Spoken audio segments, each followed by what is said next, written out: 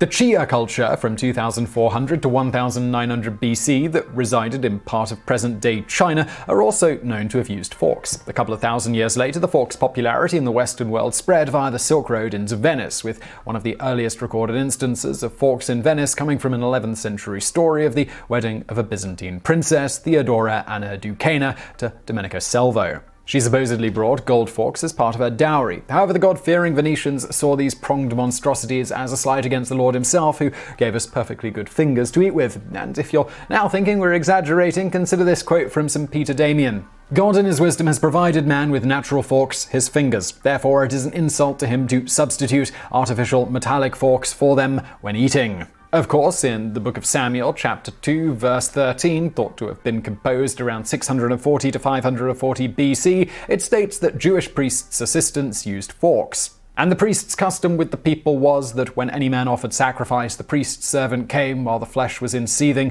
with a flesh hook of 3 teeth in his hand. Such trivial mentions as usage in the Holy Scriptures by none other than the priest's servants themselves didn't stop many religious elite from vilifying the fork and poor Theodora. They also didn't like the fact that she used napkins, among other things like that. When the princess died 2 years later of a mysterious degenerative disease, it was considered by some to be punishment for her pride and perceived excesses.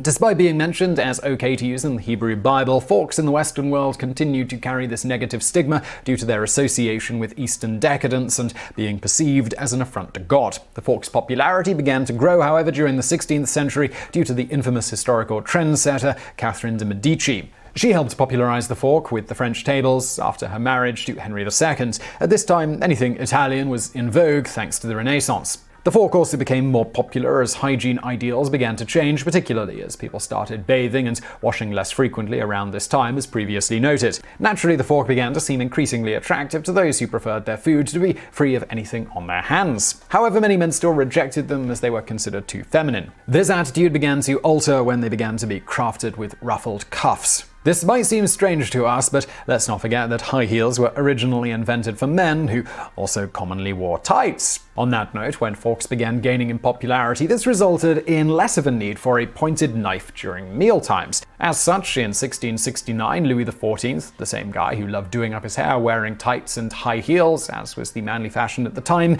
made these overly sharp knives illegal at the table and replaced them with blunter and wider knives. That said, it wouldn't be until the industrialization period that the lower and middle classes began commonly using forks, thanks to the reduction in their price. When this happened, forks quickly surpassed knives as the most popular cutlery item.